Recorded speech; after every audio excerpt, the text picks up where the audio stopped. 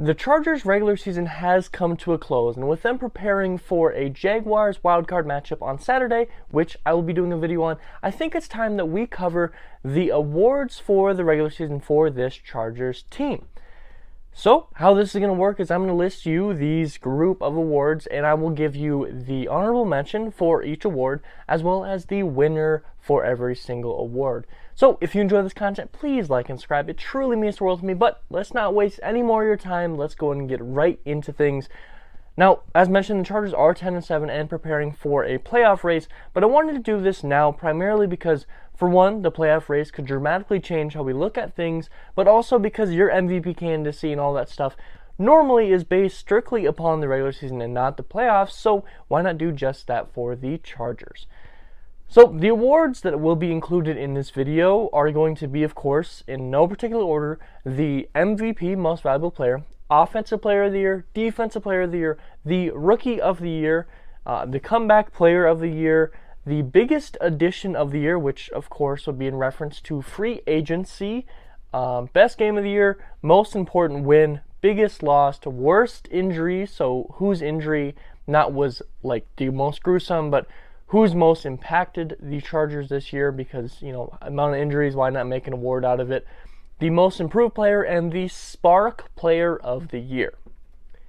So, let's, get into things. And first, why not start with the young guys? And that, of course, is going to be your Rookie of the Year. Now, normally there is an award for both offense and defensive Rookie of the Year, but the defensive players for the Chargers that were rookies really didn't play enough time for me to feel a, ability to properly pick a guy. Yes, of course, there was definitely guys that made an impact. Ja'Sir Taylor made an impact, but I don't think they played enough games and were enough of an impact to quite well deserve one. So this is strictly going to be a, entire group of guys, Rookie of the Year race, and primarily just Offensive Rookie of the Year. So your honorable mention, quite surprisingly, is actually going to be Zion Johnson. Of course, the Chargers' first round pick this past year, Zion Johnson, was a huge step up at that guard position and really did a great job and was one of the best run blockers on this team. Was creating massive holes for guys like Austin Ekeler, Joshua Kelly, Sony Michel, and other guys such as Isaiah Spiller, who came into the mix, Larry Roundtree. But he was a great run blocker, and he also was great at supporting in the pass block, not allowing tons of pressure, especially early on. The offensive line did kind of fall off as the year went on, but he did really, really good in the run game and pretty decent in the pass game. Now, Johnson was an incredible acquisition for the Chargers and definitely an upgrade, and would likely have won if it wasn't for one player. And that winner is Jamaree Salyer. Now, Salyer was a 6th round pickup for the Chargers, and when he was brought to this team, he was really expected to just kind of be depth, and no one really thought he was going to see any time on the field this year. But with a terrible injury to Rashawn Slater, Jamaree Salyer was flung into the starting spot at left tackle. Not only was he out of position, but he was in one of the most important positions on the offensive line. And what did Jamaree Salyer do? Well, he stepped up big time. Jamaree Salyer took into the spot of a Pro Bowl left tackle in Rashawn Slater and somehow made it seem like it wasn't as big of a dramatic drop-off as it truly should have been. Salyer was great in pass block, he was great in the run block, and he was just producing at such a high level, especially for a 6th round pick, that it's absolutely insane. And with the potential return of Rashawn Slater, many people are trying to find a way to fit Salyer into one of the other starting roles because how dominant he was this year.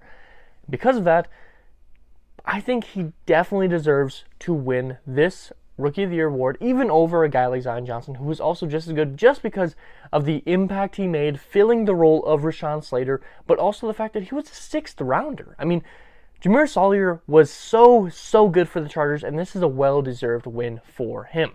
Now, speaking of new additions to the team this year, let's go on to the biggest additions, biggest acquisitions of the year. The Chargers made some massive free agent signings this year. I mean, so many that it's kind of hard to pick who the best one is. And, it's really hard to decide not only who should get an honorable mention, because nearly all of these guys made a dramatic impact, but also who should be the winner. So, let me say that I am a huge fan of all, if not, every single one of these acquisitions. Sebastian Joseph was an incredible pickup for the interior. Bryce Callahan is one of my favorite players on the defense. Calvin Noy has made a huge impact this past, couple games here, 5 sacks in 5 straight games. But I have to choose an honorable mention and a winner. So the honorable mention will be Gerald Everett. I know that might be a little bit controversial, especially with how good Bryce Callahan, Sebastian Joseph Day, Calvin Noy, and many others did for this team, but he was a huge piece in keeping this offense working with the loss of Mike Williams and Keenan Allen. Of course, him and Austin Ekeler being kind of the big guys, and Joshua Palmer. And Everett totaled 555 yards with 58 receptions and 4 touchdowns. And although Everett did slow down quite a bit since the return of both Keenan and Mike, he was a key piece to everything that was going on. And if Everett wasn't there, I guarantee this offense would have fully collapsed with the loss of Mike and Keenan. I think that can't be overlooked. And I truly think that he deserves this honorable mention in this regard. Now, the winner, probably one of the most obvious awards out of here, is going to be Khalil Mack. No one made more of an instant impact on this Chargers team than Khalil Mack did. Khalil Mack is a Pro Bowler this year after a couple slow years in the past couple years back here. And the fact that he entered this team and the fact that he did so good even with the loss of Joey Bosa just really shows how much of an impact he made. Not only was he a huge part of this pass rush, but he was also a massive contributor in the run defense and even consistently forced the run game to go the opposite direction of Khalil Mack because how dominant he can be. And he made a big-time impact statistically, too. He had 8 sacks. He had 2 pass deflections, 2 forced fumbles, 2 fumble recoveries, 12 tackles for loss, and 50 total tackles. Mack was a huge piece of this defense and definitely a well-deserved and much appreciated acquisition for this Chargers team, and he was very constant and a constant issue for the other team. Now, with Bosa's return, hopefully we see both Mack improve and Bosa come in hot. So that is your winner for the best acquisition for the Chargers this year. Now, no matter how big of moves that you make in free agency, in the draft, nothing is more important than the internal growth of your team. So this is going to be your most improved player. Now, many players took massive jumps this year. Many. And a lot of them got overlooked, but once again, I had to come down to 2 players. So the honorable mention for this award will be Drue Tranquill. Now, Drue Tranquill took a massive step up. Last year, he was, your middle linebacker 2, even 3 sometimes with guys like Kaiser and White, Uchenna Nwosu on this team. But since both those guys moved out, Drue Tranquill immediately took the step forward and did it at such a high level that he was even in Pro Bowl voting. I mean, incredible job by Drue Tranquill this year.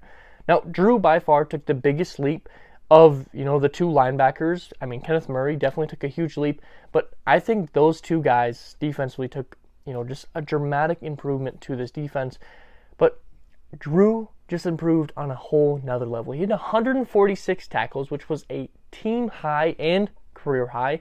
He had 5 sacks, which is a huge number, especially for your true middle linebacker.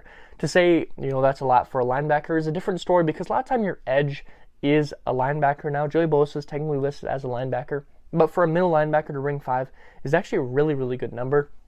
He had 10 tackles for loss, 4 pass deflections, an interception, and a forced fumble. Drue was a big part of organizing this defense and helping it run the right way, and he did take a massive leap this year. But he was not able to come through with the award and be the winner because the winner of that was Trey Pipkins. And oh man, did Trey Pipkins take a huge step up. Entering the year, the right tackle position was such a question mark that we didn't know if it would be Trey Pipkins or Storm Norton to be the starter right tackle. Storm Norton. Yes, all of us Chargers fans just despise him now because how poor he is. And Trey Pipkins completely took over that position and truly has earned a shot at getting a new contract with the team. Now, as the year went on, we saw Pipkins continually step up, whether through injuries and adversity or just in the big games. At times, we would see him go out for a few plays and then return back to the field and just immediately be a dramatic improvement and an impact player for this team. Pipkins has solidified his starting role this year after being questionable if he should even have it this past year, and at times was forcing some of the top edge rushers to go to a different spot on the field. Trey Pipkins took a massive, massive leap this year, and it cannot be overlooked. No matter how big a leap some other guys like Drue Tranquill may have done, Trey Pipkins, if he would have remained at the level that he did when we thought entering this year, Justin Herbert would have had no time in the pocket. But instead, he is just a great right tackle for this Chargers team. Definitely well deserving of the most improved player. Now, let's cover an award that really shouldn't be an award, but with how the Chargers team and season has gone so far, this actually kind of has to be an award, and that's going to be the biggest injury. Now, as mentioned earlier, this isn't the most painful to watch injury, the most gruesome injury. This is whose injury made the biggest impact on the team. And the Bolts lost many, many important players. Many players had dramatic injuries, but there was definitely two that outweighed all the others. And that does include big-time injuries such as Slater, Herbert dealt with injuries and all this, Mike Williams. But there's two guys who I believe's injury was more important for where the Chargers were not able to reach. And those two, honorable mention, goes to Keenan Allen. And I know maybe, a little bit controversial, just depending on how you look at things. Maybe you think Rashawn Slater, but, Keenan has been one of the best players for the Chargers for years, and one of the few remaining Chargers that played in San Diego. And Keenan Allen, truly, when he is on the field, is producing at such a high level. And he was held out for 7 games. He only played 10 games this year. Now, the Chargers struggled heavily in his absence, trying to work with wide receivers 3, 4, and Joshua Palmer, DeAndre Carter, and also Mike Williams, who was in and out of the lineup as well. But Keenan, in only 10 games, put up 66 receptions, 752 yards, 4 touchdowns, and 39 first downs that he was responsible. That is crazy to do just in 10 games. And it was only about 100 yards short of the top receiver on this team, having played 10 games. With Mike Williams, I believe, having the spot with 859, and he played 13, 3 more games than Keenan. But if we look at these stats, and we look at what it would have been if he played full 17 games, Keenan Allen was on pace for 112 receptions, which would be a career high as well as a franchise record. Of course, Austin Ekeler just broke the franchise record this past game, jumping Keenan Allen, who was at 106. Now the record's at 107, but 112 would be a franchise record and be third in the entire league. He would have also been on pace for 1,278 yards, 9th in the league, 7 touchdowns, 15th in the league, and 66 first downs responsible for, which will be 7th in the league. Keenan Allen was on pace for a monstrous year and would have definitely been a Pro Bowler, if not All-Pro, if he would have been able to stay on this field. But no matter how important Keenan Allen would have been, it's really hard to not give the winner of this award to Joey Bosa. Now, no player would have had a bigger impact to this Chargers season if they played than Joey Bosa, and that's really hard to argue against. Not only because of the pressure that he would produce and the sacks that he could create, but also for what he could create for the rest of the team. It would, prevent a scrambling ability of the quarterback. It would limit big play opportunities because the quarterback would have to get out quicker. Khalil Mack would likely have more interceptions. You'd have a better run game because Joey Bosa is a big part of the run game. This team would have improved so much with Joey Bosa. And Bosa missed 12 games, entirely missed 12 games. But not only that, but the week he got injured in week 3, he missed more than half the game. He came back the first week back. He had food poisoning, which held him out for definitely not reaching his full potential. And the last game of the year, he was pulled early due to either a groin injury or Staley just pulling him out early. So in reality, Bosa might have played 3 full games this year. 3 full games this year, which, leaves you at 14 missed games this year. The impact that he could have had would be insane. Bosa was on pace for 12 sacks this year, which would have been a huge plus to this team. Now, thankfully, Bosa has returned and is prepared for this playoff push, but man, I can't but wonder how different this defense would have looked if Joey Bosa would have played. And that's why he gets the biggest injury award. And that's a sad award that we have to give out. But talking about injuries, the next award here is going to be the Comeback Player of the Year. Now, this award is a little different at times with two different ways of looking at it. Sometimes people look at it as a player that, resurrected their career, who was on the decline and kind of figured it back out and ended up with the Comeback Player of the Year. For example, Geno Smith of, the Seahawks quarterback, who for a while there was not very good. Or you can look at it as a player that missed a massive amount of time last year and was able to come back and dominate this year. And that's how I'm going to be looking at it. And there was no one that had a bigger injury and made an immediate impact than the winner of this award. No, there's no honorable mention. The winner is Derwin James. And, Derwin James loss last year was a massive factor in where the Chargers ended up and they missing the playoffs, as he immediately showed once he returned how much of an impact player Derwin James can be for this team. Now, Derwin, in just 14 games, of course, still missing 3 this year, dominated on the Chargers defense. 115 tackles, 4 sacks, 5 tackles for loss, 6 pass deflections, 2 interceptions, and 2 forced fumbles. Those are amazing numbers. He's by far one of, if not the best safeties in the entire league. And Derwin James' impact literally is insane. I don't think there's a single player on that defense, even Joey Bosa, that more directly impacts how good this defense is than Derwin James. And it was really shown this year once he returned, and that's why he wins the Comeback Player of the Year. Now, next up, a award that's a little bit different here, a award that's not normally mentioned, similar to the biggest injury, is going to be the Spark Player of the Year. And there is only one person here. There's no honorable mentions, once again. And the winner is going to be Dicker the Kicker. And what an incredible name. But he was by far the biggest spark to this Chargers team. Cameron Dicker, his official name, or Dicker the Kicker, joined the team after a Dustin Hopkins injury, which, by the way, he got injured in a game that he would kick the game-winning field goal. Kind of crazy to think about.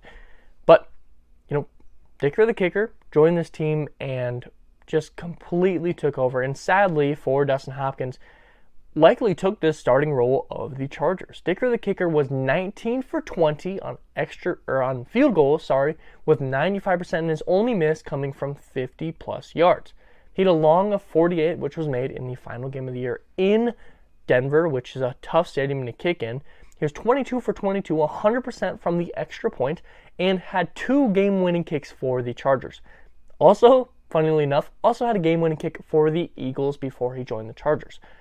This man brought such a spark to this team and was such an important player time after time in winning tough games. So, the Spark Player of the Year goes to Dicker the Kicker. Now, the worst loss, we're going to do the games here. These are going to be very, very quick here.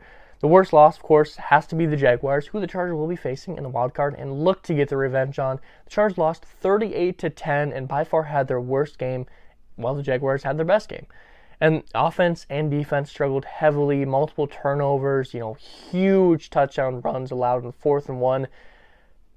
A lot of bad things occurred in that game. And that was by far the worst loss, and hopefully the Chargers can get revenge this week. If you want to see a video on that, I should have some out tomorrow or the next day, depending on how things line up. But man, I'm excited at the chance to get revenge on the Jacksonville Jaguars this Saturday.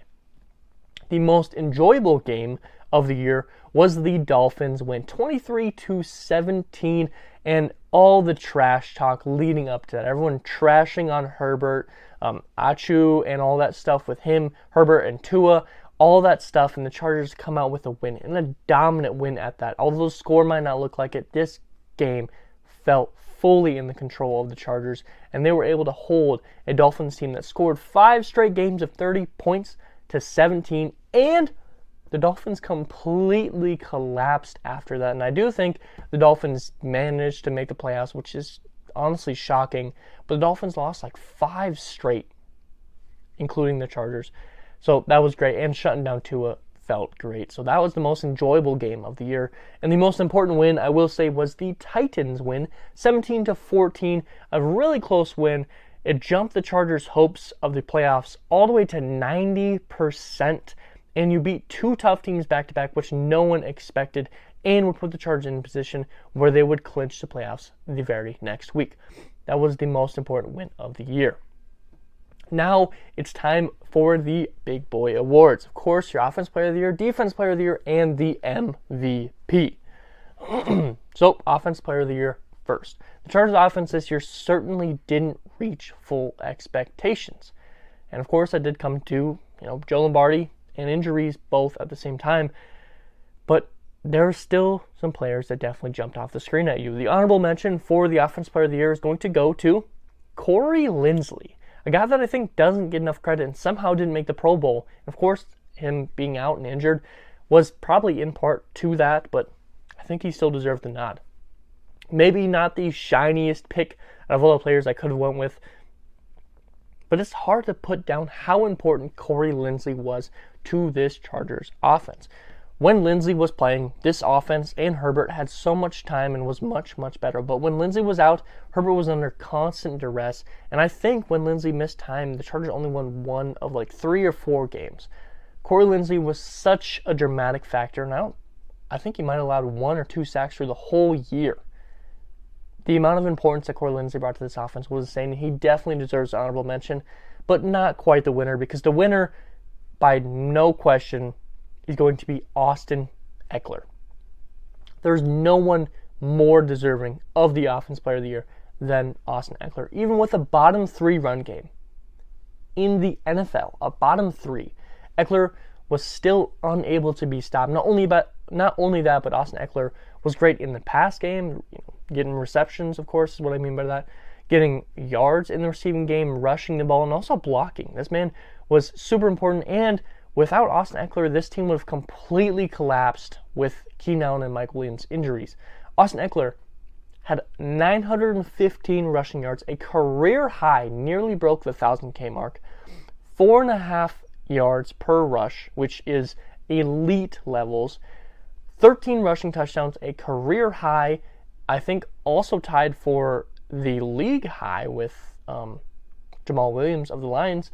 He had 46 rushing first downs. He had 722 receiving yards, 107 receptions as well. And for some reason, I didn't list this, I think he also had 5 receiving touchdowns, a total of 18, which was a NFL high this year. Austin Ekeler was, able to keep this offense afloat while everything else collapsed, and was a key reason for a lot of these wins, and was such an important player, and definitely, no questions asked, the winner of the Offensive Player of the Year. Now, just as offense is super important, so is defense. So the Defensive Player of the Year award, honorable mention, will be Michael Davis. And maybe a little bit controversial pick with, Davis being, kind of taken on a loop as a starter for the beginning of the year. And although, there's definitely some other guys, I think Asante Samuel Jr. was pretty close to being the honorable mention here as well.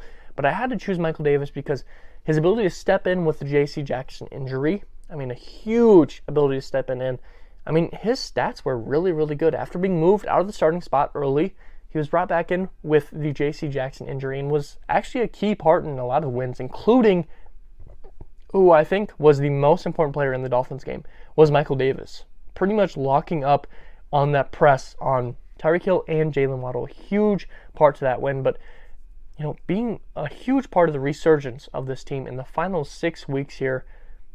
His stats: 62 tackles, 1 sack, 2 tackles for loss, an interception, and 15 pass deflections. The highest on the team, and I think he has the most pass deflections since week 10 in the entire league. Michael Davis went absolutely insane in the back half of the season, and definitely deserves the honorable mention here. But the winner, once again, with no doubt, is Derwin James. Now, he deserved to win this, of course. He won the Comeback Player of the Year, mentioned earlier in this video, but he was a massive part of this team, time after time, game after game. Derwin, when playing, was a part of literally every single play, rushing, passing, no matter what it was, he was going to be near the ball and be making huge plays, big time tackles. I mean, Travis Kelce, interceptions, all that. Derwin was always a part of those plays. Huge part of this defense was Derwin James. And, bringing pressure off the edge and the quarterback, everything. Of course, we already covered these stats, but once again, 115 tackles, 4 sacks, 5 tackles for loss, 6 pass deflections, 2 interceptions, 2 forced fumbles. Derwin James was a part of everything, and definitely the defense player of the year for this Chargers team. Now, lastly, and obviously, the most valuable player. And the honorable mentions for this award is just going to be the winner of the Offense Player of the Year and the Defense Player of the Year. I think that's the most simple to understand. Otherwise, it just wouldn't make most sense. So, honorable mentions, of course, Derwin James and Austin Ekeler. But sure, Austin Ekeler was a huge part of the offense, and Derwin James was a key part of winning.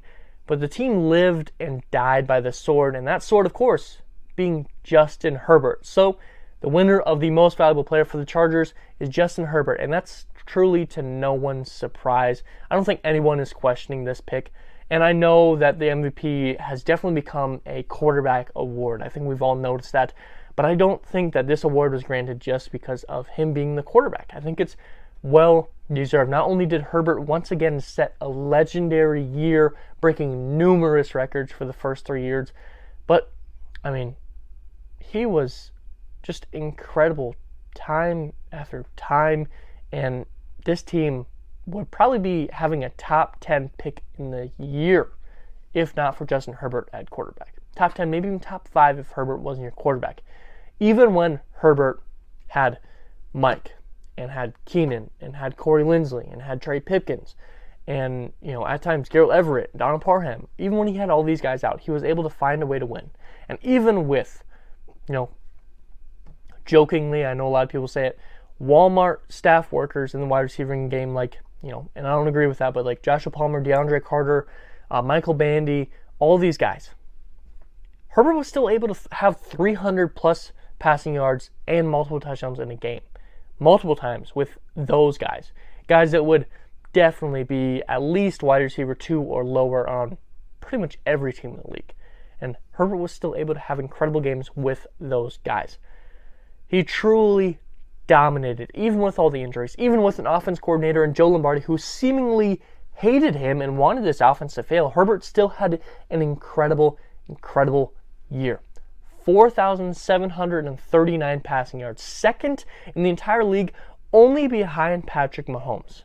Second in the entire league. With your wide receiver 1 missing 7 games and your wide receiver 2 missing 5. Wide receiver 3 and Jalen Guyton missed pretty much the whole season. He was still second in the entire league in passing yards.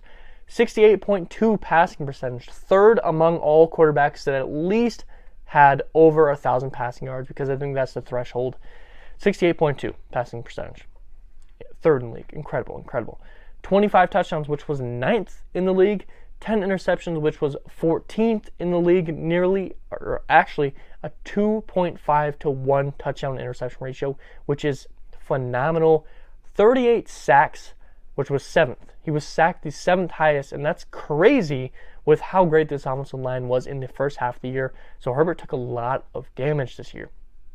And of course, 147 rushing yards. No one comes even close to how valuable Justin Herbert was for this team, and that's why he is the most valuable player for the Chargers.